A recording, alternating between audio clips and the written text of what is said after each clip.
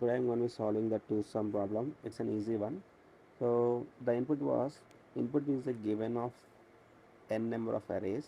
So we need to return two indices such that the sum of the indices should be equal to the target sum. So this is an easy problem we can solve using memory sets. So here then array was like array of integers, right? 2, 7, 11, 15 was an input and target value was 9, right? So here first we need an hash set or dictionary, like whatever maybe. So it's an empty array initially. Sorry, it's an empty set or dictionary.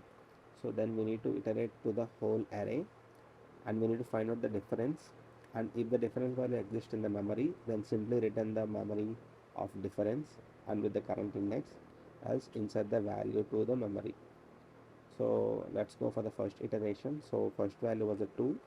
So 9 minus 2 was 7. So does 7 exist in the memory? No.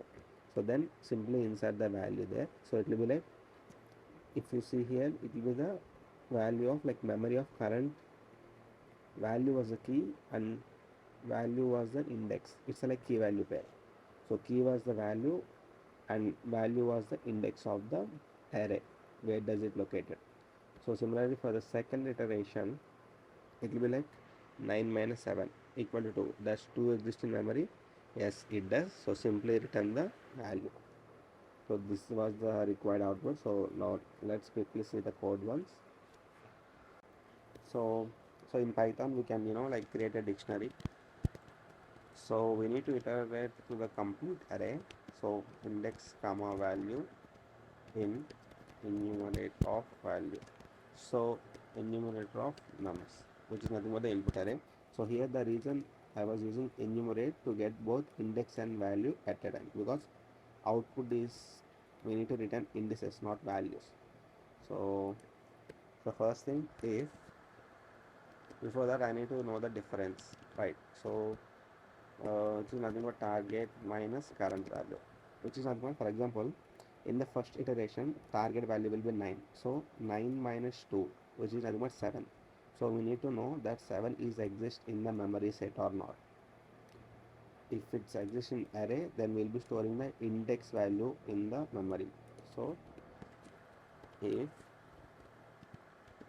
difference is not in memory, which is nothing but the value was not difference was not been seen yet, so we can insert the value here,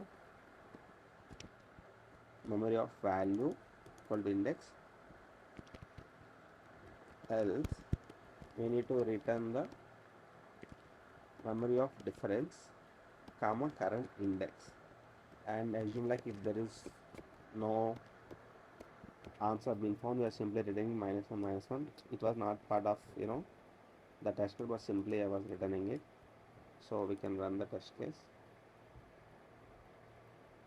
Yeah, looks fine. We can submit it out. Yeah, okay, this is fine. You can see I was uploading the code to Git repo as well. I'll be attaching the Git repo in the description section. If you want, you can go to the code there as well. So see you in the next problem.